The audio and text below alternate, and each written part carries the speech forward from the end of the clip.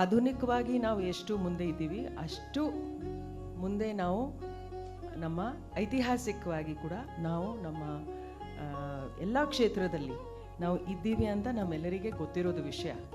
ಆದರೆ ಬಹಳ ಮಂದಿಗೆ ಅದು ಗೊತ್ತಿಲ್ಲ, ಅದು ಪರಿಚಯಿಸಬೇಕಾಗಿದೆ.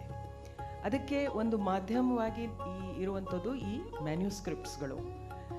ಎಷ್ಟು ಮ್ಯಾನ್ಯುಸ್ಕ್ರಿಪ್ಟ್ಸ್ ನಮ್ಮಲ್ಲಿ ಲಭ್ಯವಾಗಿದೆ, ದಾಖಲೆಯಾಗಿದೆ ಅಂತ ಹೇಳಿ 1,00,000ಕ್ಕಿಂತ ಮೇಲೆ ಮ್ಯಾನ್ಯುಸ್ಕ್ರಿಪ್ಟ್ಸು ಬೇರೆ ಬೇರೆ ಸಂಸ್ಥೆಗಳಲ್ಲಿ ಸಂಗ್ರಹಣೆ ಆಗಿದೆ.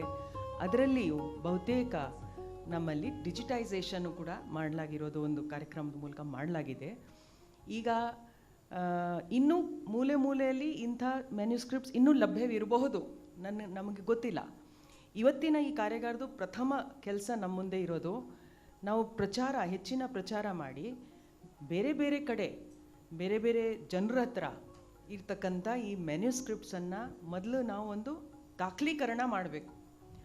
ದಾಖಲೀಕರಣ ಆದಮೇಲೆ ಅದರದ್ದು ಒಂದು ಕಾಪಿ ತಗೊಂಡು ಅದನ್ನು ಡಿಜಿಟೈಸೇಷನ್ ಮಾಡಿ ಕೇವಲ ಕನ್ನಡದಲ್ಲಿ ಮಾತ್ರ ಅಲ್ಲ, ಅದನ್ನು ಎಲ್ಲ ಭಾಷೆಗಳಲ್ಲಿ ನಾವು ಅದನ್ನು ಭಾಷಾಂತರಗಳ ಮಾಡಿಸಿ, ಇವಾಗ ಟೆಕ್ನಾಲಜಿಯಲ್ಲಿ ಭಾಳ ಈಸಿ ಆಗಿದೆ, ಎಲ್ಲ ಭಾಷೆಗಳಲ್ಲಿ ನಾವು ಅದನ್ನು ಭಾಷಾಂತರ ಮಾಡಿ ಇಡೀ ವಿಶ್ವಕ್ಕೆ ಅದನ್ನು ತಿಳಿಸ್ಕೊಡುವಂಥದ್ದು ಕೆಲಸನೂ ನಾವು ಮಾಡಬಹುದು.